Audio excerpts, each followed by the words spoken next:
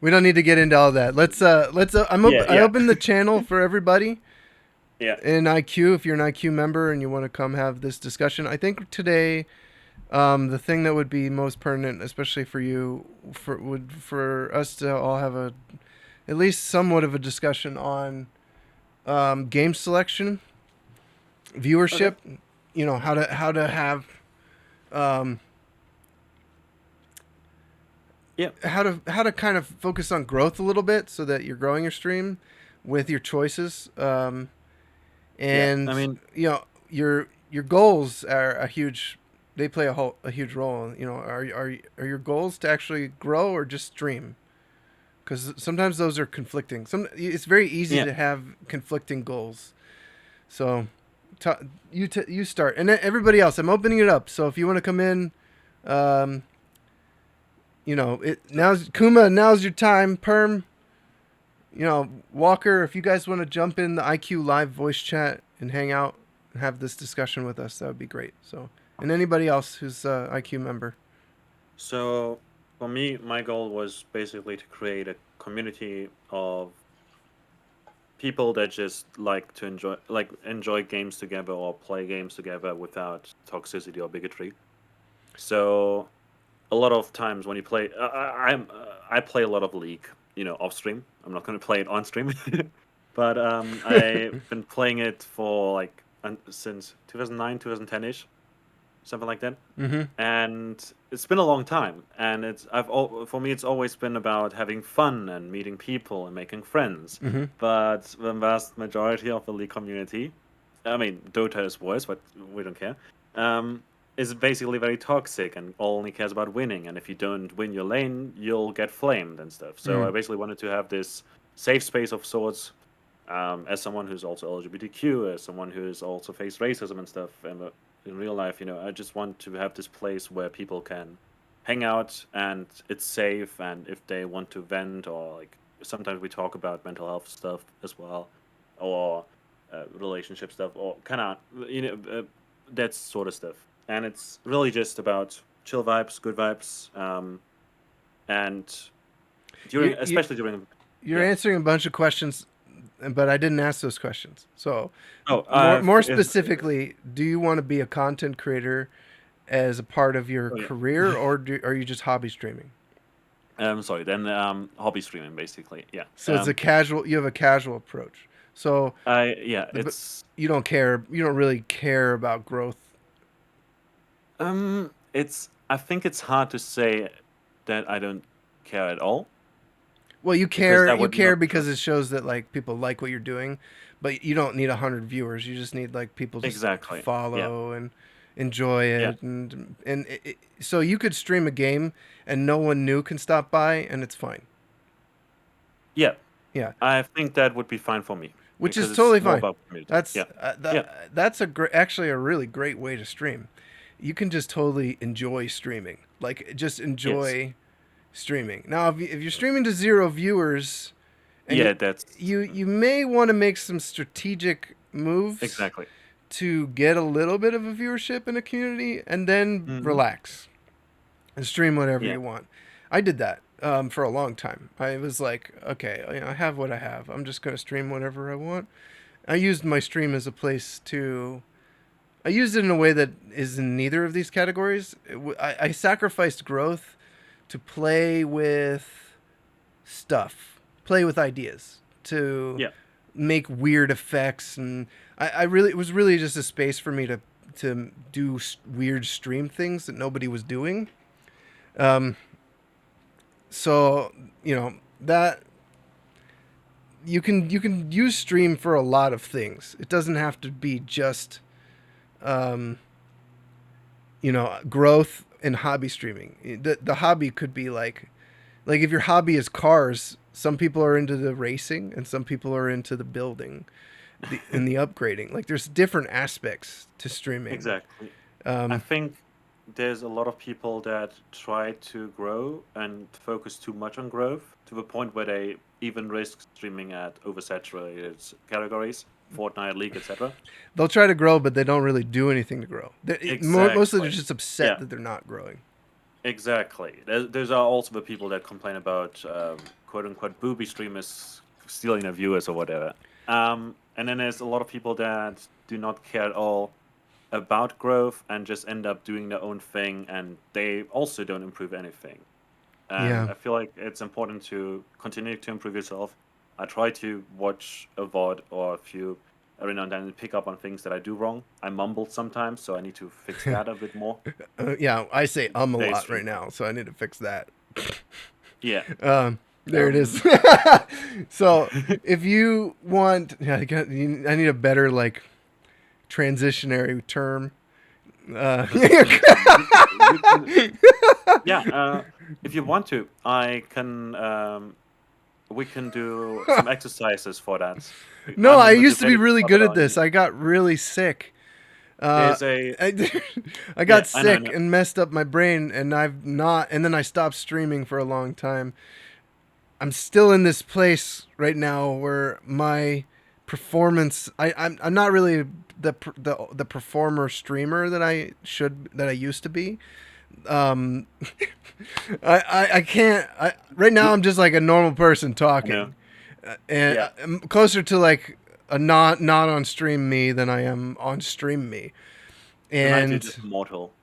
man, I used to never say at all. I was very, very good at not using transitionary terms. It takes so much effort. Like it's giving me a headache to try to avoid it right now. Yes, it's. I'm in our university's debate club or debating club, and there's this exercise where you have to talk for like a minute or five straight without saying Mm-hmm. about some random term they give you. And you can try that, for instance. I learned that sometimes you can use words like listen here or look at me. It's Sonny, look at me. I know my Okay. It's easier. Just the thing is I know it's I speak weird. in other languages sometimes, like sign language, and there's no in sign language. You don't say it. Uh, so Yeah. it's just a filler noise because I'm trying to get to the next place in my head that is like I don't know why it's Yeah. like in the next box. Um, there it is again. I can't not say it right now. It's very very difficult for me not to say Yeah, right now you pay even more attention to it as well. I just Ugh. noticed it even with myself that right now I'm paying more attention to seeing where I would say Well, and where I can change it out for something else. it's also taken me. It takes me a lot to be on stream right now. I'm not care. Okay. I don't really. I'm not trying to be as careful and be like perfect streamer because just getting myself to. I'm still not in really in perfect health, so just getting to the stream, turning it on, and dealing with my health issues is a thing. Um, it's I'm still not totally great, so I'm giving Don't myself a worry. bit of a break and being able to say and be an imperfect streamer Exactly. because I can't. I Yeah, have a hard time. I actually still have a hard time with this. I can. I have this weird migraine all the time. Mm, It's not it's not debilitating. It was debilitating, so it's scary when I feel it at all. So there's a lot of forgiveness, I think, in streaming for people to be able to be on stream when you have a hard time with it. This is not a simple and straightforward thing, and you don't have to be perfect to be on stream. Done is better than perfect is the right way to look at it. exactly. I'd rather be here and help you guys and do this stuff, review your channels, have these discussions, and be saying than be the perfect performer version of this. And uh, I can't get there. I can't get there yet. I'm not there yet. I will get there. I am getting better. So that's good. Does anybody else want to come join the voice chat? Hang out with us. Yeah, I Uh, can talk more for three of us. I would like to talk to somebody who actually isn't a hobby streamer or wants to be full time. You don't have to come, Perm. You don't have to join us. It's fine. Just do your thing. If you can't join, you can't join. I'm just wondering if anybody, Kuma. I actually want to know kind of where you're at with this whole question. How you are approaching things? I, I think for me, it's more of a middle thing. Why I'm not like I'm not worried about reaching 100 viewers in the next 4 or 5 years or something like that. But I still would like to grow. Hmm. It's just not the most important thing for me. It's S- like I don't want to turn into this big streamer or something, but rather would like the community to grow, more friends to make and stuff like that.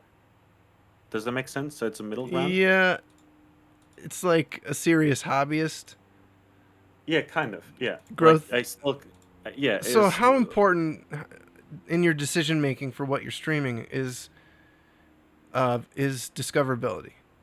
Do you just not even care about discoverability, or is because you have this serious hobbyist mindset, you actually care if new people are coming into your stream?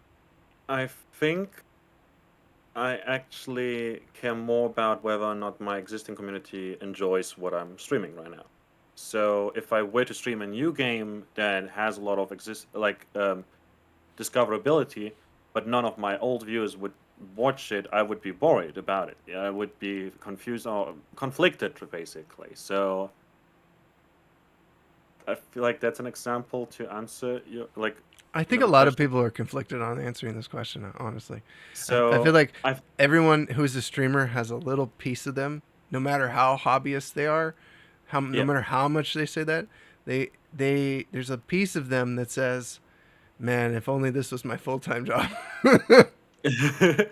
um, there we go. Uh, for me, it's I run my blog. I've been running my blog for more than 2.5 years, basically, and if I do well there and I like get good numbers and all of that, lately I've been hitting like 3,000 views a month and stuff. It's great. So It's when I pretty do good. that, it's nice. I'm glad about that. It's paying out, even though I'm not getting money from it. With Twitch, it's similar. If I stream a new game, like Inscription, for instance, it's doing very well. I risk that some of my viewers won't come around because they want to play the game themselves because of spoilers. Same Mm-hmm. with Outer Wilds and the DLC, Mm-hmm. but it's still doing well. So that's all right because part of my community is still there, and I meet new people, and that's great. That's a If I hard would, one. This is a good topic for us to talk about yeah, game selection. So, assuming that you do want viewers, whether you're hobbyist or, and I'm not even talking about new viewers. I'm just talking about your current viewers. Do you? How do you guys? This is why I want you guys to come join the voice chat because this will be a good conversation for all of us. How do you guys consider playing a game when it comes to the people that don't want spoilers? yeah, Kuma, Hi. yeah, Pam. Hello? Welcome. So can you repeat the question again?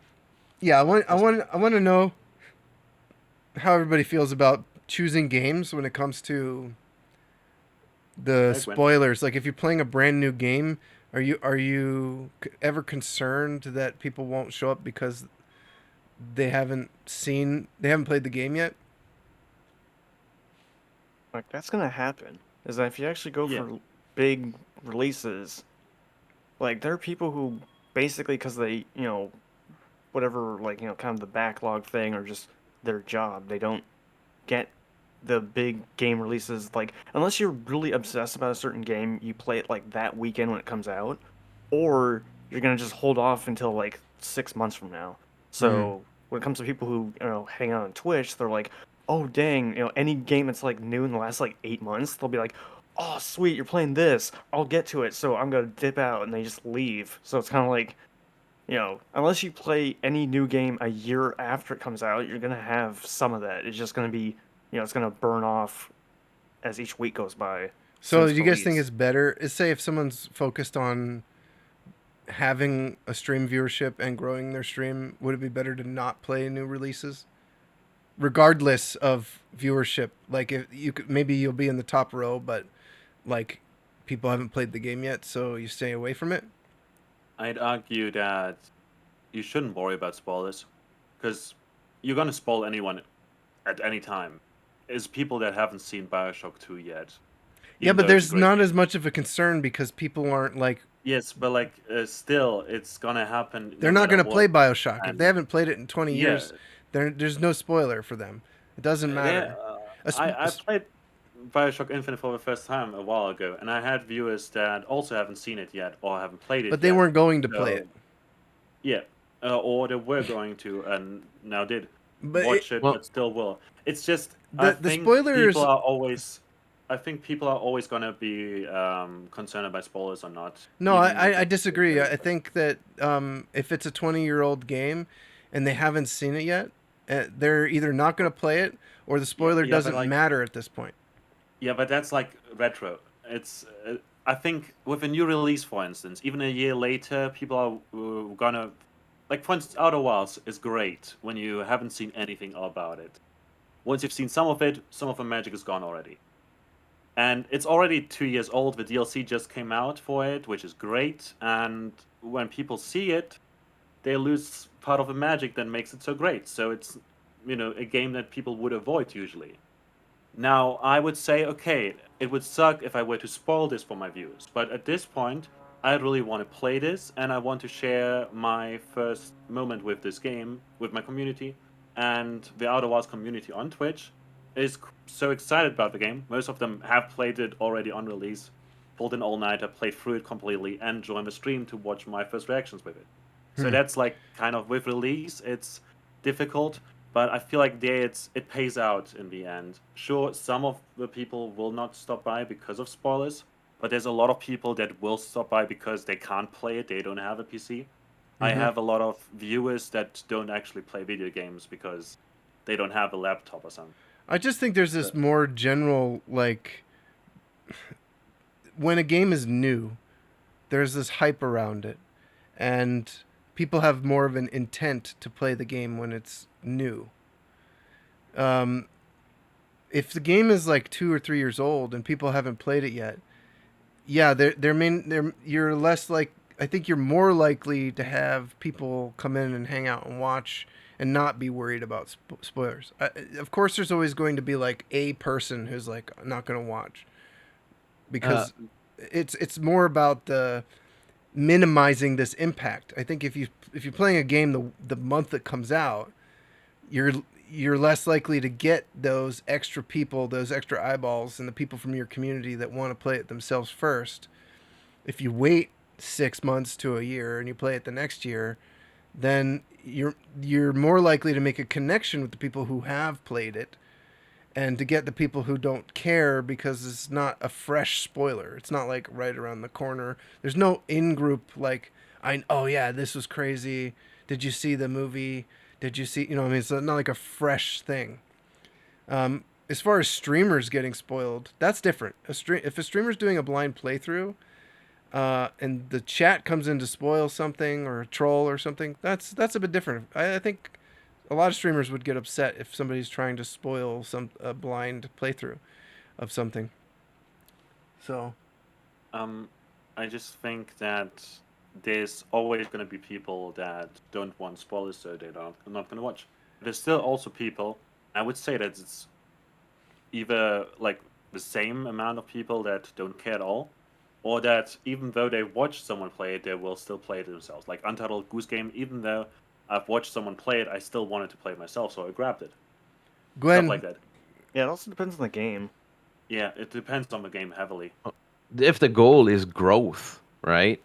You right? have to measure how many people you're gonna lose because they don't want to see the game before they buy it, compared to how many people you will gain that want you to watch you play it.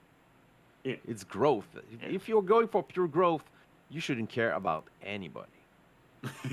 I think it defined like a You shouldn't care about Goldilocks anyone? zone on some games I mean, of if like you just enough time for it to pass and like still have people interested, but like enough time that people who are like really like huge fans or whatever, especially with sequels of like a big franchise or whatever, is you have to be like maybe a few weeks off. So then for people who are already probably have played it like 3 times over, have already beaten it, so then Mhm. you can kind of experience it.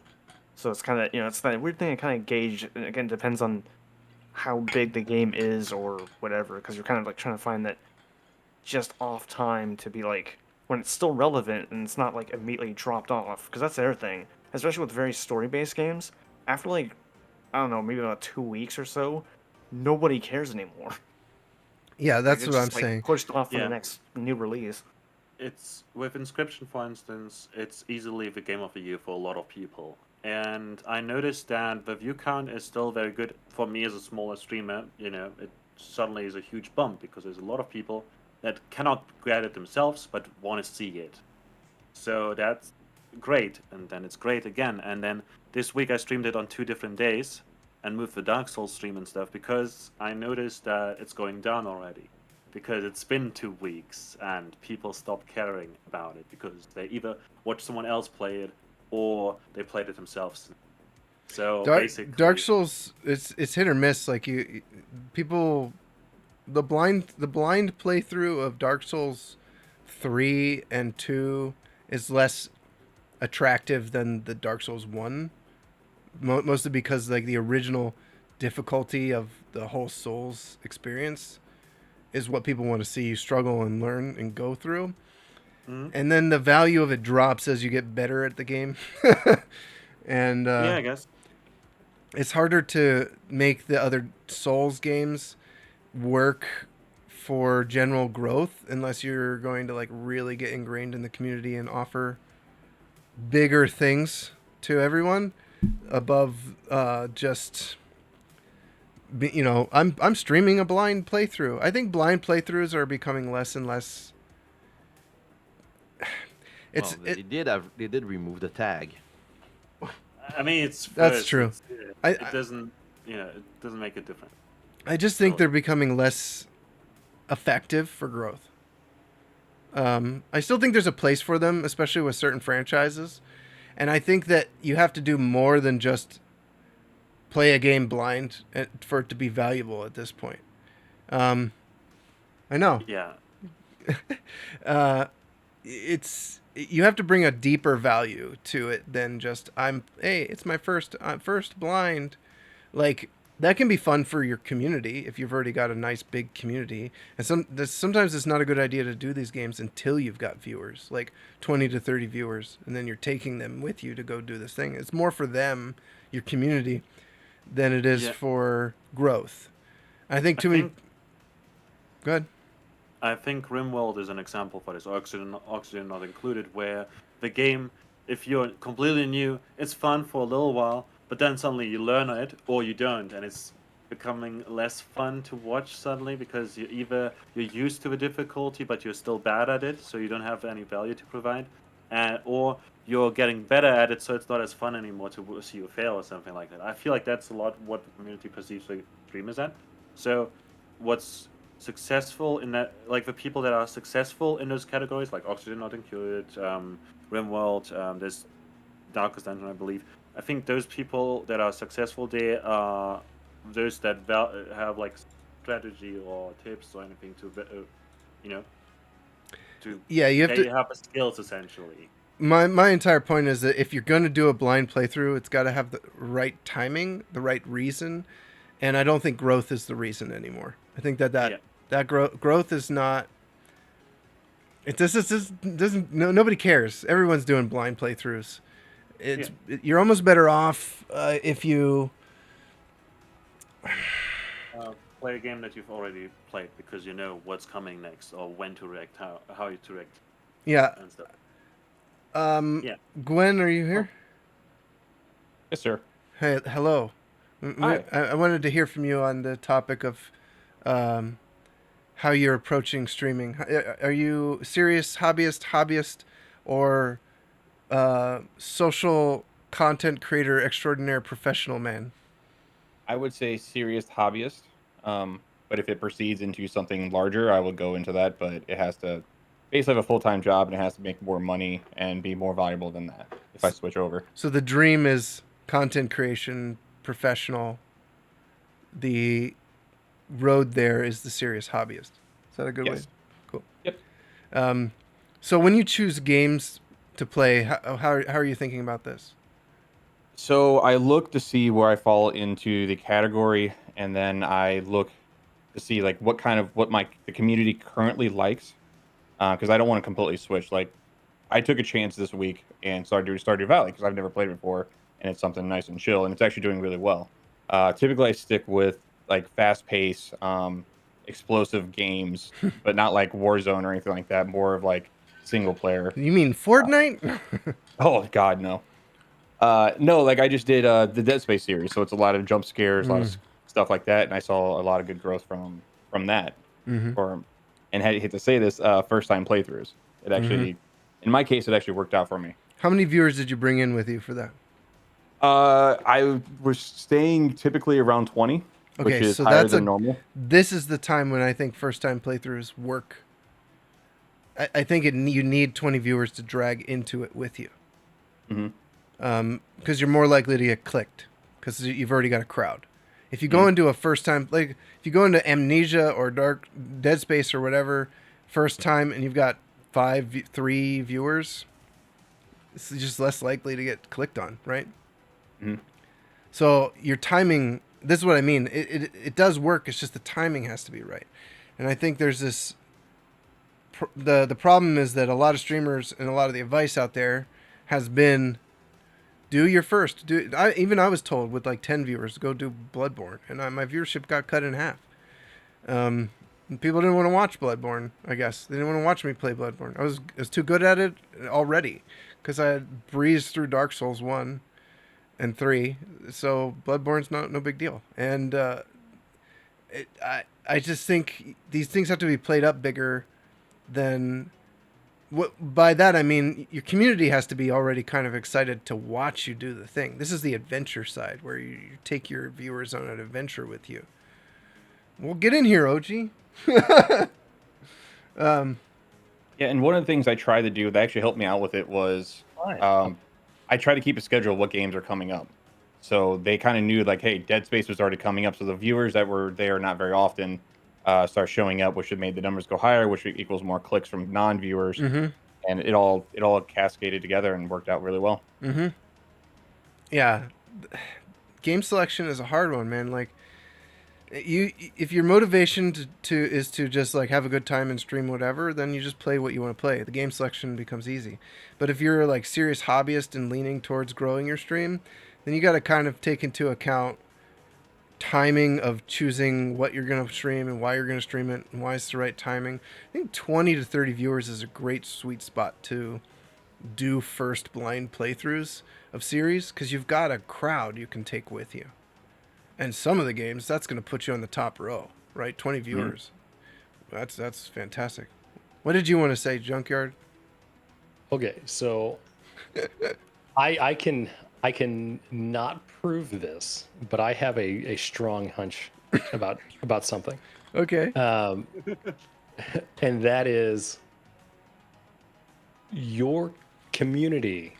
Whenever you pull in people, like you're playing Dark Souls or Stardew Valley or whatever, there are similar games that they watch, like the viewers individually watch, and maybe they've seen other people in similar streams or communities or whatever. But the easy example is like if you play Dark Souls 1, let's say 70% of your viewers would watch you play Dark Souls 2 or Dark Souls 3. That's the easy one. But there are non-Dark Souls games, non-Bloodborne, non-Sekiro games that you could probably figure out that members of your community watch that you could more easily carry. Like, not just it's a completely off the wall game like going from Dark Souls to Stardew Valley, but it's like this unspoken commonality amongst your community itself is kind of what I'm getting at. I think your theory works out, but it has more to do with games and vibes than the community itself. Sunny mentioned it before as well, where you basically can move from a game like Dark Souls to Bayonetta and then to Devil May Cry because there's similar vibes with the combat or themes. and it can work out in a way, just like how you can move from Stardew Valley to Graveyard Keeper to Inscription, because Inscription is great. I think there's But a skill to that though too, that the streamer has to kind of yeah, embed into their stream while they do this, because yes, you can take viewers from Souls games to Bayonetta, but it's not going to be obvious at first to a yes, Souls viewer that Bayonetta is like a Souls game enough. And I think that there's some responsibility from you, the streamer, to educate your audience that they might like this because it's got dodge mechanics and it's got different weapon types and combat styles, and no hit runs are a thing. Um, that yeah. there's some education I think that the streamer needs to kind of provide to the audience, that so they come with you. Otherwise, you're just gonna say, "Hey, I'm playing Bayonetta," and then just kind of hope they come with you, and that's not enough. Yes, and Yes, I it's also like to think about it from, if you could somehow figure out, like, your regulars, the people who are there like 80% of the time, if you had a list of those, um, let's say it's 100 people, for example, and 70% of those people, let's say you're playing Dark Souls, and 70% of those people watched Stardew Valley. It may not be you're watching the same streamers streamed Stardew Valley, but you found out 70% of those people watch Stardew Valley, then you could probably get them to watch you play Stardew Valley. Yeah, that's also true. How do you Is find kind that of what out? I'm getting at. How do you find that out? You just talking to people through chat? Is that I don't know, but like this is my hunch, is like coming about it from like the opposite direction. Like if I mean, the way I think about finding out is if you were like, if you had a bot that is in a wide variety of channels, and you were saying, we have seen this person in like all of these I think games, you'd have like to watching talk. these games. Yeah, realistically, you just want to ask people. Yeah. No, Yeah, I just ask I people. understand. I understand. Like you have to like ask, but like it could give you an indication of what they might be interested in seeing you play. So what I did was talking to the community. A lot of the people have already played it. Also, in my community Discord, I also share with my girlfriend, who she plays a lot of Animal Crossing. So our Okay. community mixed together very well. So I was able to pull people on her side of it into it, because Animal Crossing and Stardew are not the same, but they kind of like Similar the enough. Yeah. yeah. You Yeah, plant. They both have apples, right? Yeah, they both have apples and fish and and oranges. yeah. And that's some of the growth I've seen is from there. And then also, since again it's first time playing, I've never touched it before. I'm getting a lot of people coming in like very interested to see what my decisions are. It's it's been great. Would you say that those are in the same genre? Yeah, I would say Yeah, Animal yeah. Crossing and Stardew in the same genre. Yeah. I agree. Okay. But what are like adjacent genres? Well, I mean, in some ways, video games are a genre in and of themselves. You could just drag people Yeah. to it's video game. Honestly, like the thing that most streamers need to work on here is selling. They need to figure out how to sell the next thing they're going to do. It's easier if you already have a big community where people like you, the streamer, and they're there for you, the streamer. The thing you're providing is you on stream. It's easier to do this if you grow in one community and you have one main thing that you typically stream to establish that people should like you, the streamer, and get to know you, the streamer. Like if you only stream For Honor, for instance, and Dead by Daylight once in a while, maybe a similar other kind of game here and there, you're more likely to grow your viewership around the For Honor stuff.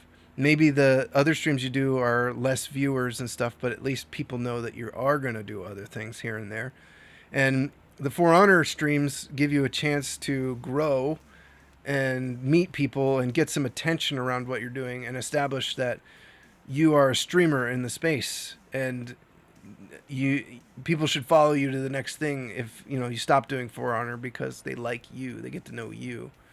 That takes a while to do. It takes a long time to do, but it can be much easier to establish yourself in a single community like that than to go and try and just variety stream your way to the top. That's so much harder to do. Um, and you have to be really good at selling yourself no matter which streamer you are. You have to be really good at selling the next thing you're going to do to your audience. This skill is always important, right? If you're going to take people from For Honor that you've been streaming like 3 or 4 days a week like crazy to Assassin's Creed, you have to become the salesman of watch me play Assassin's Creed. We're going to have a good time. There's a reason. Like, you have to sell your own content. No one's going to do it for you, and just hoping people like you isn't going to be enough. Jared is really good at selling everything that he's going to do. He makes it sound like the next thing that's happening tomorrow on his stream, or the thing that's going to happen on Monday, is a big deal and you don't want to miss it. He makes you feel, he gives you the FOMO, the fear of missing out on what he's going to do, the next thing. He's always got like a hype or an excitement. It's a sales pitch. He's always selling the next thing, the next reason to be in his stream. Regarding the basically selling the game that you're to the people that currently are watching your game, selling them the next game. I used to sell candy at a Christmas market. Okay. And I gave people like one thing, one flavor of candy to try it out. Basically, based on who they were, I gave them different things. So I saw a lot of middle-aged women and gave them candy that tasted like pina colada because they want to feel young, and I analyzed them and it worked really well, and I'm scared of that skill. Anyways, so what happened was that's not a skill you can transition to chat. Viewers. Ignore that. Either way, I basically, from there, while they were tasting the pina colada one, I was talking about the candy that tastes like mulled wine. And I talked about how good it is. So then at the end, they bought both packs. Right. One because they tasted, because they saw it basically, and the other one is because I talked so well about it. So if I were to play Dark Souls right now, and then I talk about how Bayonetta is apparently similar, and how it has these challenge runs and all of that, and no-hit runs, how it's very difficult actually, and how I'm very excited about it and stuff, then people will be intrigued by it. So if I went and played Bayonetta and talk about how I actually like DMC Devil May Cry, the reboot, but I've never actually played the original Devil May Cry, and then I talk about Devil May Cry while I play Bayonetta, then I can get people to play that, and then I can talk about, I don't know, something else that's similar. Stardew Valley? Yeah. You just talk about how hardcore Stardew Valley combat is. It's okay. The easiest, the thing that sells it, honestly, is not the thing itself. It's you. Yeah, it's you. You're the exactly. reason. And What I mean is basically just your thoughts on it can sell it while they are watching something, they're enjoying something else, and you're talking about the next big thing. Well, so that's what I mean. I'm gonna go back to why Jared's good at this, so that people understand. The reason Jared can sell the next thing he's doing is because he's excited about it himself. He is excited about. It's easy for him to be. It's so much. When I was selling electronics and TVs and stuff at CompUSA, when that used to exist, it was so easy. It was so easy for me to sell somebody a laptop I wanted. It was so easy to sell someone a TV I wanted, because I wanted it, and I know exactly why I want it, and then that is the reason you should want it, and here's why you're gonna buy it, because I want it, and here's why I want it. It's just a million times easier to sell the next game, because if you want to play it, if you're excited about it, if you don't have an excitement about what you're doing, it's a little bit deeper than just I'm excited about the game. Jared's actually excited about the whole stream experience, right? How his viewers are going to take in the game with him. It's holistically approached. It's not just Jared's excitement to play game. It's Jared's excitement to experience that game with the stream. It's like a bigger, way bigger picture. So you need to be able to like cohesively see what your stream is and sell that, the excitement and the concept of the next thing you're going to do. And Hylian Pickles in chat, he's right. It's there's easier sells. It's like Jared's also not just playing whatever he wants. He's choosing games that are very specifically helpful to what he's to his audience, to the next move. He knows that going from, Darkest Dungeon to XCOM is an easier move than going from Darkest Dungeon to Spider-Man on PlayStation 5 or something. He hasn't done that, or played any of those kinds of games. Why? It's about making the transition easier on everybody, making the sell of what you're doing next easier on everybody. So, I yeah. think what's important is basically passion. I mean, I play a lot of indie games because I'm passionate about it. I write about it and all of that, so I know a lot about it. So then I can sell it better because indie games. But other people are more into strategy games or RTS games or X games, for instance, and can sell those a lot better. It really depends on what you're into and what you want to. Having a plan is helpful, but also being able to change your plans so that it makes sense while you're moving forward is also a good idea. You don't want to be so stuck with your plan that you sacrifice a better decision that comes along the way too. So moving your community around Twitch is hard. It is hard. It is hard for everyone. I've seen pro Rocket League players stream like Apex Legends to like 3 viewers. It is not easy. Those people had like thousands of viewers. It's not easy to move people. Like, it doesn't happen just because you have a viewership. You have to sell it. You have to sell your stream and sticking around. And I don't know. That's true. Go ahead. So yeah, that's true. I have a buddy of mine that was like literally on partner level, like putting in the application every week. Switched his category to a different category. And now he's down 20s, 30s. Like he's like he has to go back and get a full-time job now because he can't sustain it. I know. It's tough, dude. Like, I think a lot of people think once they make it, they make it. You're not done. You're not done with this industry. If you're finding it hard to make decisions as an affiliate, it's gonna be even harder as a partner. And so, a streamer that I watch called Vixie. She's a League content creator and a Fog Whisperer, so she's a partner for the Dead by Daylight community as well. And she basically can stream to 500, 600, 700 people, League, and then she switches to Dead by Daylight and suddenly has only 300 people watching. it's always going to happen. It's going to happen at every level. She plays, lately she's been trying to do more variety, and suddenly is at 70 to 100 people at most. And it's just, the way it is. But those 100 are like the actual regulars, and the other ones are just there because she's good at games. Yeah, this is always going to be a battle. It's never going to be.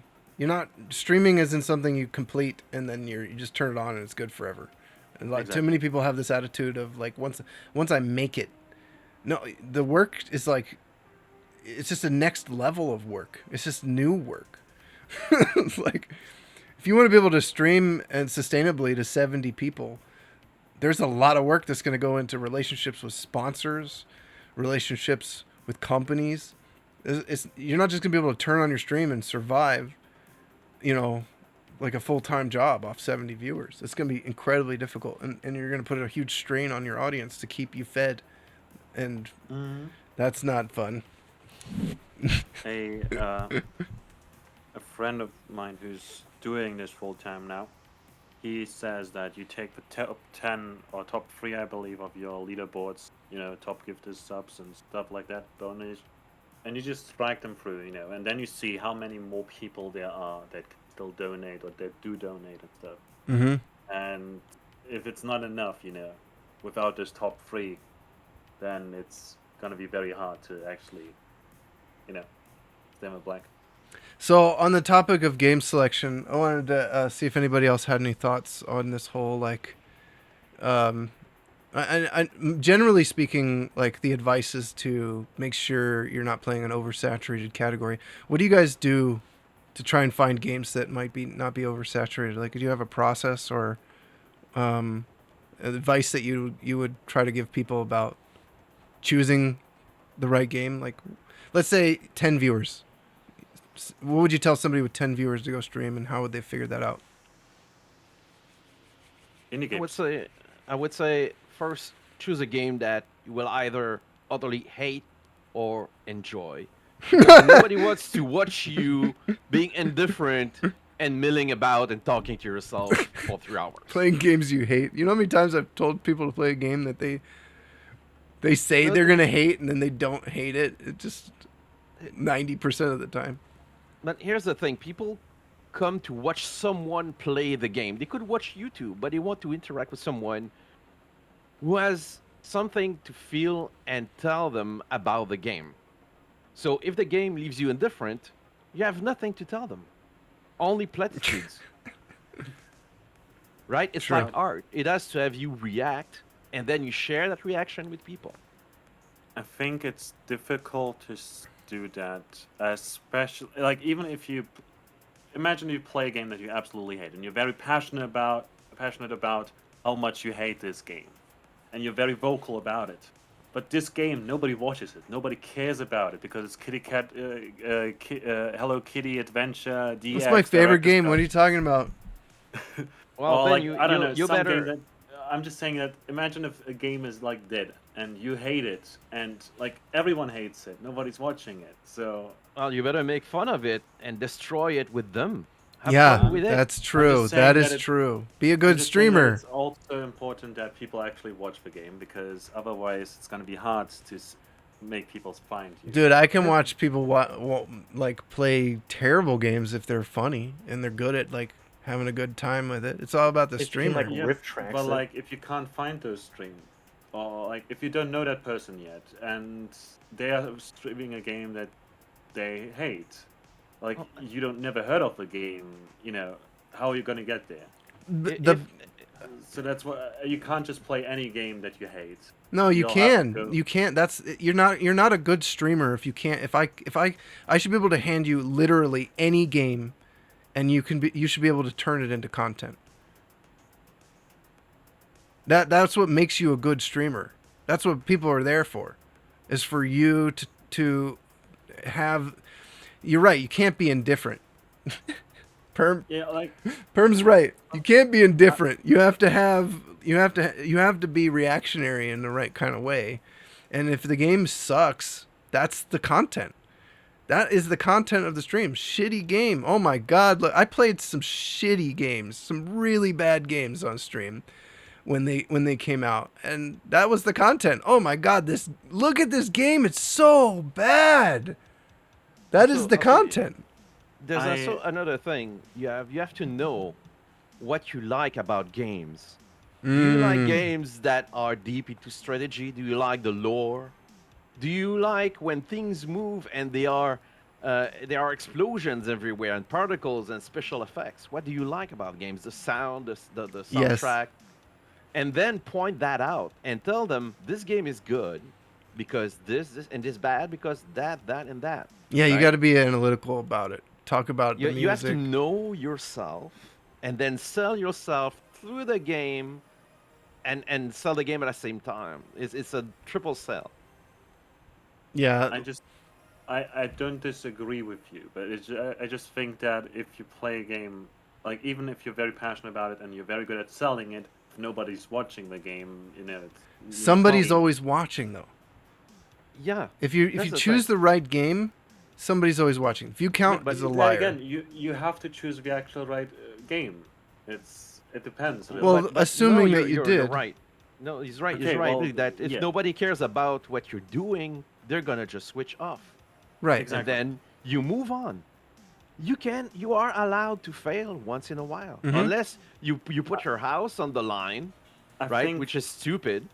you are allowed to fail. All right, but we're still not really answering my original question, though, right? My original question was, if someone has 10 viewers, they have 10 viewers to take somewhere. How do you, I how do you, what do you guys do to find the next game to play if you're variety streaming? I think that indie games are a good place to start when you're small because those communities are often quite passionate about the game that they play. It's a different thing for bigger ones like Minecraft is still an indie game, I guess, because Mojo, or like Isaac or whatever. But there are games like Slave Aspire, for instance, that are very good, especially when you have like 7 to 15 viewers. I think that's just too broad of an answer. Like we need to No, but, a strategy style answer. So, and I kind of want to hear from the rest of the people real quick, Magi. Okay. Go ahead, I can go ahead, elaborate Gwen. on that real quick in a bit. So something I do is I normally direct people to Solely Gnome Okay. and have them look up their channel, look up the game selector, look through the games that at their time, the time that they normally stream, Okay. and have them go through the categories and see games that they're interested in and make sense. Okay. Just not pick anything. Just see something that fits with you and your community. Yeah, this is Um, more actionable. Like telling people to pick indie games, the timing may be off, or the community may be dead, or. I'd like to what I'm- elaborate on the timing a Yep. bit. Go ahead, Per. You have to know your prime times, right? For the Eastern board, it's between 7 p.m. to 11 p.m. Eastern time. This is the time where people are done with their chores, dinner, and they are now relaxing and have plenty of time to watch something that will take their mind off of things. So don't go try something new during your prime time. Play up something that is a prime game. If you want to, try something, do it in the afternoon where people will watch from, their work at home. Okay. And then you'll see if people just are how many lurkers you have and people will talk to you. Do it in the afternoon, or do it on a lazy Saturday afternoon or a Sunday afternoon. These are the best time to try things. Okay. Does anybody else have any actionable advice we could give? I have some stuff, but I just want to give you guys a chance. Oh, G, do you have anything? On this one, like, I think I like the Sully Gnome answer, but I would ask them kind of what games have they enjoyed, and granted, you're gonna like get a scale. Like adventure games is kind of like one of the big things that I like to play, and so I played Skyrim, I played Breath of the Wild, I played Dark Souls and that kind of stuff. But you can It's funny how Breath of the Wild and Dark Souls are actually similar. Yeah. like it's sword and board, you Yeah. know. Yeah. But like I would bet you could find games that are kind of similar to that style. I mean, that whenever you're streaming, you could be in that kind of top 10, top 15 spot with 10 viewers.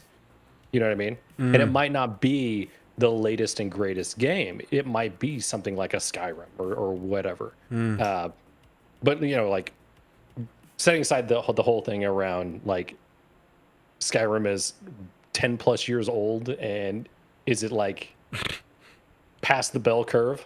You know what I mean? Never. But I would imagine you could find kind of like to the point the less watched games that might have a category of 400 viewers on average, for the whole category, and you'd be better positioned and that kind of thing. But that way, at least you have an enthusiasm, and to the point earlier of that gameplay style. It might not be a game you played, but you could get into it. You could find things to appreciate about it. You could find things to actually be enthusiastic about. I think one of the things that kind of to the earlier conversation that was bugging me, and I don't know why, but the look how bad this game is. Do you like to watch other streamers who are constantly ragging on whatever they're playing? I wouldn't watch that. I would turn off, by the way. It depends on how they're doing it.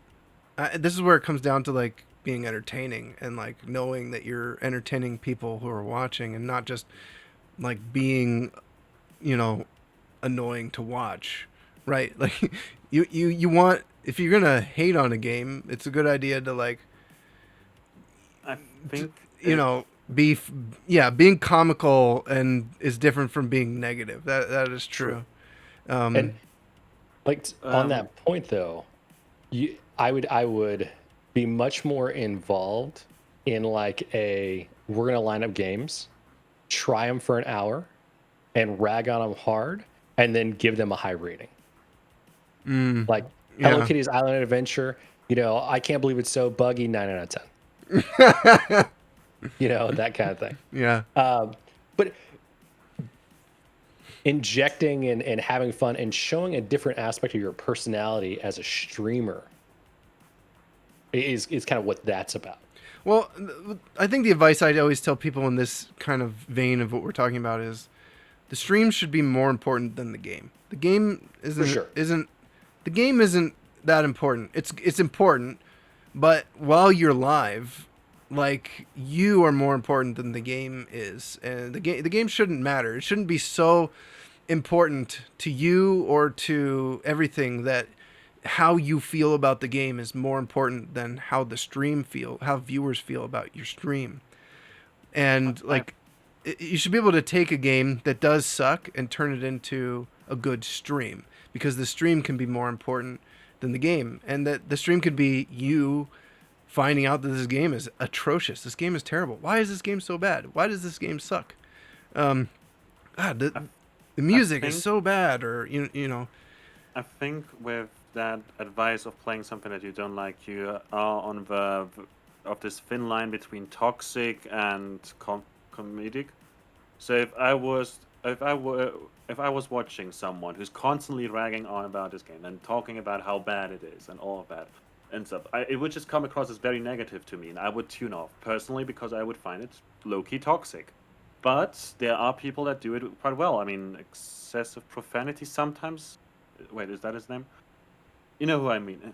He's playing sometimes games that are very good, but then he talks about something that is not good in that game. And it low-key is analytical, and very much comedic, and then he says cunt a whole lot, and it's very much good.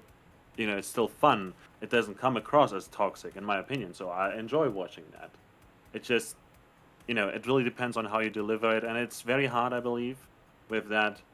I play something that I hate, and then I talk about how much I hate it, because then it can really much, can either attract the wrong people or turn off the right people.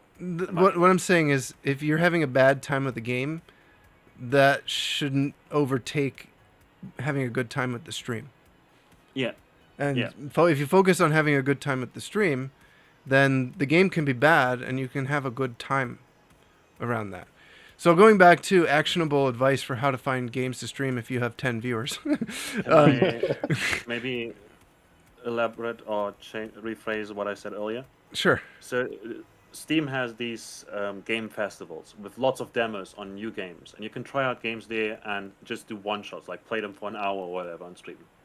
What I notice is that quite often you find developers joining in, you find new people joining in. Loop Hero, for instance, I found that, and then later it came out, I bought that game, I knew that it works for my community, I know that there's an interest there from the broader indie community, and it worked quite well when I actually streamed it when it fully released.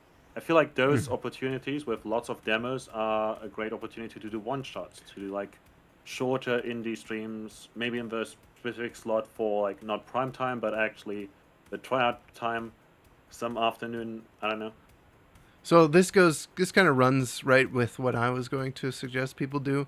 As far as actionable advice to give people for game selection and what might be working, you have to look at other trends on the internet that are happening right now that might drive traffic to Twitch. This is a very hard thing to do because it's a guessing game a bit. But if you kind of understand the habits of people and the Twitch community itself, there are things that will drive people to Twitch directly. If for me, for instance, I will be on Steam and I'll see a game And those little trailers and screenshots at the top of the Steam store page are like not enough information. That if anything, all that little section on Steam does is drive me to Twitch and to look up the game. And that happens a lot more than you think. If a game is on this used to be better when Steam was more like, it was less curated. It was like everyone saw the exact same front page, and the Steam sale was like the exact same things. Now the front page of Steam is like a dynamic, curated, weird, account-based, marketing thing. It's a little harder to utilize this way, but this still does happen where games will go on sale and it'll be posted on like a Reddit thread or something, and that will drive people now to the Twitch game category. And this can be a good opportunity for you to meet new people, because let's say there's only 2 other people streaming that game, but it's on Reddit, it's on sale, it's got this post, it's like a $3 game or $5 game or something. A lot of people are going to be curious whether or not they should spend that $3 or $5.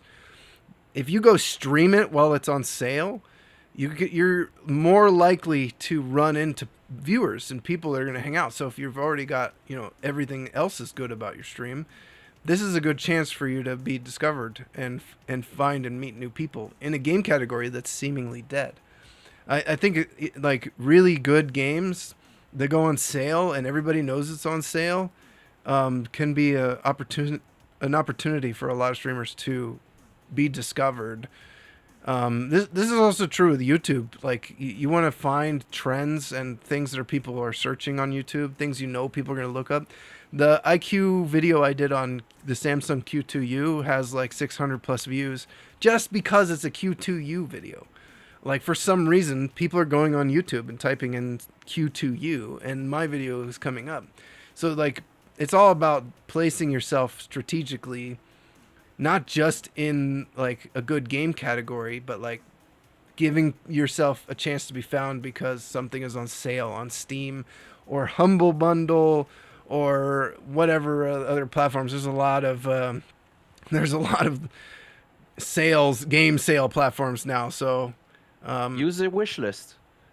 Yeah. Put things that are upcoming on your wish list, and then Steam and Epic Games will tell you when it's up to sale. Oh, that's true. Yeah, that's true. But the problem is if you have to own the game to stream it. Yeah, but then you will own it when they tell you to buy it. Oh, I see. I Or- see. Yeah. But a lot of or times it's hard to do that if like you already own the game, but it would be good to stream because it's on sale. That's what I'm saying. What you Okay. can do is also when a game is coming up, like the new edition that is coming out in November of Skyrim, there's going to be a new edition and everything. You can stream it then, because that is coming out. You can wishlist that specific edition, or if a new Bayonetta game were to come out, you can wishlist that and then start streaming the previous title. I don't know, Yeah, that Bayonetta 3 or whatever. those ones can be Stuff- hit or miss in a lot of ways. Yeah, it So- can be, but it really depends. Stuff like that can work. I mean, it's better, to try it out once and see if it works. Do a one-shot stream, Yeah. and Oh, if or do if it fails- right before the thing comes Exactly. out. So Exactly. you maybe start getting a foothold in that community while it's still a little bit dead. And then when the Yeah. thing comes out, you're not like 6 viewer Andy at the bottom of the category. You're 15 to 20 viewer in the category. So the Yeah, timing totally. is really important. Another thing that you didn't mention is the just chatting category. Oh man. I know it's not what you were meaning, but if you are trying something that you're not sure people will like, tag it as just chatting and comment the game while you're playing it. People will be more receptive because you're not advertising that game, and you see how your community will react to it instead of inviting a few new people that will just leave later. Yeah, the just chatting streams are not really great for discoverability. No, You're going to be but buried. If you can sustain a just chatting, how can you sustain a game that is tanking? You have to practice. I would just say sometimes. be careful with just chatting as a game category for discoverability. It's not as discoverable as it used to be. It used to be a lot more discoverable, but it's Sure, but as a laboratory, it's a marvelous thing to use.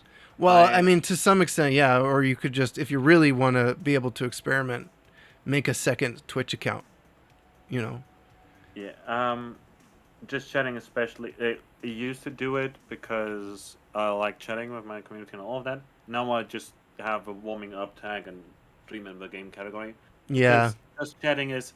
It used to be very good for discoverability, especially when you're smaller, because a lot of people like these chill vibes and a smaller community. It's Hmm. cozier. You can actually chat with people. But lately, it's you can't just it goes recommended for you, and then it streams a whole lot of big streamers to me, for instance. Although I don't care about, I don't know who Zach Bussy is, but he's up there, and like, or this person or that person, and I see people playing games in there, which is technically against US, but and it's just No, you can play games and just chatting. It's just it has to be a chat focused situation for the most part.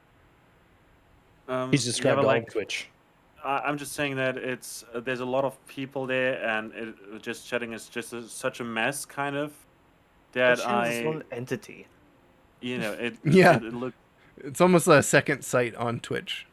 yeah, it's I feel like it's hard to find streams there, and because of that, it's probably going to be hard to be found as well, especially when you're smaller. There's a lot of categories that I just don't. Man, Twitch. Uh, the old tag system and was so much better when creative was like one big category, and then Mhm. they split everything up. Like talk shows all went into their own category, and like no one cares about the talk shows category. Um, it's just it's so bad. There's like an art category and a music category, and it's just so disjointed now. It felt like it segregated and split everything up, and I liked it so much better when Twitch was just like they had a creative, they had gaming and creative, and then they started breaking everything up into these subcategories, and it's just not as. It was so much more fun to scroll through the creative category and find people doing all this different stuff and seeing them all together. It was like going to a festival or something, and now you have to like jump around from game category to game. Oh, well, okay, this person's playing music, and then this person's doing art. I don't know. It just doesn't feel like that nice to do. I don't. It's not enjoyable. I don't really want to click on these categories and scroll through them anymore. I noticed that there's some categories like Final Fantasy 14 and Final Fantasy Online, and there's two categories, but it's the same. Some people use it the wrong way or the other one or whatever. In Pokemon Mm. Sword and Shield, for instance, I believe for a while there was Pokemon Sword and Shield, and there was Pokemon Shield. Yeah, People there's a lot of obviously things I wish Twitch would do stuff like for that. that. Yeah, game categories. Like, for instance, I think one of the best things Twitch could do would be allow people to stream in a retro game category and have those retro games automatically be like have a tag that Yeah, puts you in the retro category at the same time.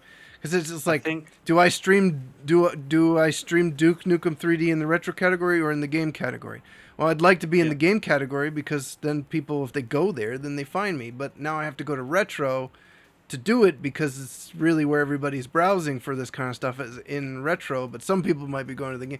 It's all over the place. It's like, exactly. It's I think what Twitch needs are umbrella categories. So an umbrella Subcategories. or subcategories. I mean, it's the same thing basically. A huge umbrella over creative stuff. Creative stuff, and down there you have then music, you have art, you yeah, have that would be good. Like if you clicked on stuff. creative, you got all Yeah, the streams that are doing art, exactly. music, and you could scroll through that, and then you could change to a subcategory if you want to filter it down to people playing music or doing art. Yeah, and That would then be fantastic. That's what Twitch needs to exactly, do. and then I you agree. have an umbrella that is retro, and in that there's all the games that are retro technically. And if you stream in those games, you're automatically also in the retro category. Mm-hmm. Pokemon is one umbrella. All the Pokemon games are there, and you can still have it sorted through high to low or low to high or recommended for you and stuff. Yeah, But you Soulsborne have could be a category. This would be a better system, I think. How do yeah I get Twitch to do this? genres. Somebody call Um, Twitch. you just use a Let's user get Twitch on the voice. phone. Oh, you just use a user voice. Oh, never mind. Someone already recommended that, but it's not getting. It's getting upvoted, but nobody cares. It's like Dude, some of trash. the stuff on user voice that has tons of upvotes, just it's not even happening. It's starting to feel like they're not even paying attention to that stuff. It's you can recommend something like the parent tag, and then it just takes a long time, and it gets lots of upvotes, and then people get upset because something that had 5 upvotes, Yeah, like it gets done. Yeah. chant, the chant feature, 5 upvotes, gets done. The parent tag, 60 upvotes, doesn't get done. The trans tag at the time had like thousands of upvotes, didn't get done. I wonder why. And then people think that Twitch doesn't care because Twitch doesn't fucking care most of the time. Language. You're PG-13, Oh, please. I'm sorry. He took Anyway. the one F-bomb for today. Yeah. Well, and you already dropped the Australian one, so. Oh yeah. All right.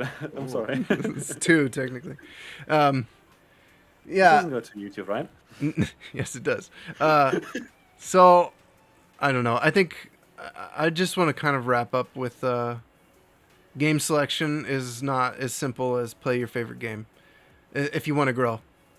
You have to play things, and I think you can play things you don't like, too. I feel like that's actually a really important skill for streamers to do. Like, if you aren't, if you only want to play things that you know you're going to like,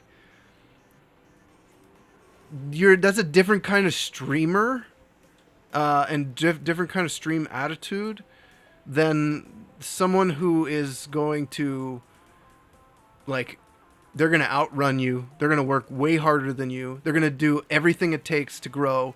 And that's, in this space, it's very difficult to have, like, to put these roadblocks in your way to success. It's much easier if you just open yourself up as a streamer and say, I just want my stream to be successful.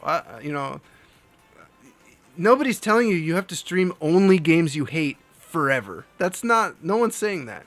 The advice is don't close doors that might help you find good content and make your stream fun for other people to watch before you've even had a chance to get there. And you might actually turn out playing a game that you do like, because you don't always know whether or not these games are good or not until you play them. There's so many people that are just like completely opposed to playing a game they've never even played because they're just, for whatever reason, decided that they're never going to play it. And it may turn out to be something that you like. So it'd be better for you to go in with an open mind. If you don't like it, then you don't like it. And then, but at least you played it. You know, at least you've said, I put, like, I don't know, I played that game. These are the reasons I don't like it. It's so much better to have that attitude than to be the person who's like, nah, that's not for me. I'm not into that. I'm not really interested in that. Well, like, as a streamer, you kind of have to be kind of open to trying things and be like the test subject in a way. That's what your people connect with you, because you're open to those experiences. You're not a viewer, you're a streamer. Viewers are the ones that are like, nah, I don't want to. I'm not into Souls games. It's not my thing. If you want to be a streamer, streamers play everything. They try everything. If you're going to be it's almost like being a product reviewer and only reviewing the products that you like. That's not how this works, right? Yeah. You're going to have a better time making a stream that's interesting for people when you're open to new experiences and trying things. I think there's people. I've heard from some people that they don't actually watch Twitch, even though they stream on Twitch. And I think that's important as well. That you try to find a streamer that you like and go through the steps that are necessary, and based on that, you basically shape your stream and game selection stuff as well. Yeah. Do you guys watch any big streams that are inspiring for you? Yes. Yes. Who? But I'm everywhere. I think it is an important thing to do as well. I think you should see who's successful, try to figure out what they're doing right, and let people inspire you. I find a lot of people that say they don't watch Twitch, they don't like big streamers, and then I ask what streamers they're talking about, what they don't like, and they don't even really have an answer because they just haven't done it. They just really haven't gone and actually watched those streams. I feel like you can eventually find at least the one big streamer that actually kind of just works with you, even if it is just something to kind of lurk to. And I think the main thing is that people kind of hang up on how they define big streamer, because basically the jump is assuming it's literally XQC or Pokemon, like literally like 10,000 whatever like views. They don't really think about people who regularly stream and have been on Twitch for like 9, 10 years that have their average is like 2 to 300. Because like example is I watch Man vs. Game and Excessive Profanity, and they're not like always super hyper chat going with like 4,000 people. They like because especially since they take any breaks or whatever, they pop on and then random stream on a day that they usually don't stream. So then they only have like 400ish people while they just hang out playing Death Stranding, just doing the car thing in that game. Like that's still big stream, like big streamer stuff. It's just people only think about the literally impossible to chat with streamer of Train or whoever, just sitting there messing But with that's whatever funny game. because that's the dream for most of these people. Like most streamers want to be someone where the chat is unreadable and they're rolling in millions of dollars or whatever. That's what they see themselves as being, and they don't watch that themselves. Yeah, but like most people are idiots. So yeah. is So- that still PG-13? I'm not sure. Yeah. No, it's don't be that way. Give yourself a. It's like if you want to be an actor, you got to study acting and watch actors and watch movies and stuff. If you want to be a streamer, you should watch streams. Yeah. I mean, Right? I don't watch like huge streams, but like Man vs. Game, Excessive Profanity, Jared, Ashley Roboto, Smallland. Those are like the biggest streams that I follow. And there's some other ones that are in the hundreds at times, but it's still like manageable with the chat and everything, and I can still like keep up with them or lurk there without getting my ears screamed out or something. Devin Nash would say like 5,000 viewers and plus is a big streamer, but I would probably say it doesn't have to be that big. Big stream it's just to me is just like being successful, like being able to be live and stream and have people there and you're making a living. You're not, you have good money, you've got a savings account, you can afford things. That's all that's really the marker. Like that's what success is to me in this industry. I don't think you need to be 5,000 viewers. Yeah, we're think what we wrapping up really- anyway, Junkyard. Thanks for popping in. Have a good one. I think what we Yeah, of need course. is another term of mega streamer. Yeah, mega streamer. Yeah, yeah. And then Because, there's like, the big streamers when Omega you're streamer. gain success and you have a few hundred and things are working, you have a regular thing going, and you can be full time. Mega streamers should be just like the actual like unreadable chat, Yeah, endless flow, follow alert Wait. donations the entire time. yeah. Why can't we go with killer streamers for the people in the thousands, mega streamers in the millions, and then just go people that ascend godhood? I mean, the point is that you make a living doing the thing, and you can. I think you can do that with a couple hundred viewers. I don't think you can do it alone Yeah, on there's- Twitch. I don't think Twitch is enough. You would still need sponsorships and brand deals or YouTube content for extra security. The majority of streamers, and you don't want to put all your eggs in one basket, kind of thing. And it's a good idea to have some extra stuff like merch, some side hustles. But it is possible to be a full-time streamer, make a living with a few hundred viewers. I don't think you need 1,000 viewers minimum or 5,000 viewers minimum to really make it work. But you are going to have to do extra stuff. And even those big streamers, they're doing extra stuff. They've got YouTube channels. Asmongold has like 4 YouTube channels. It's never a good idea, no matter what level you're at, to just focus on one thing. Otherwise, you're going to choose the wrong game one day, and your viewership's going to be cut in half, and then what happens?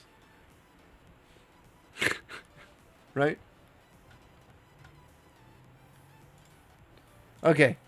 I think it's a good time for us to call it and wrap this up. We've had a good discussion on this stuff. There's a lot for us to hit on this topic. So if you guys want a channel review, please message me, and I will do a channel review of your channel in the first section of the Friday streams.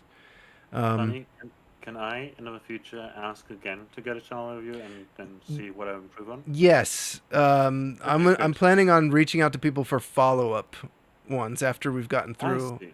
and giving you Okay, so guys you enough do. time. Oh, Yeah. that I like that. I like that idea to see the evolution of a channel. Yes. So there will Okay. be. Well, we're gonna get through a bunch of people's initial channel reviews, and then we'll do some revisits. That is a plan.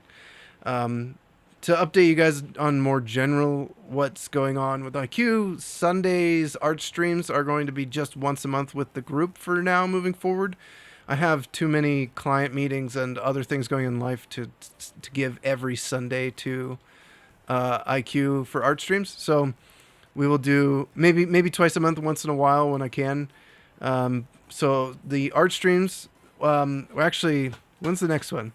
October 6th. So not this Sunday, but next Sunday will be our group community art stream to make graphics and stuff for you guys to download on the IQ site.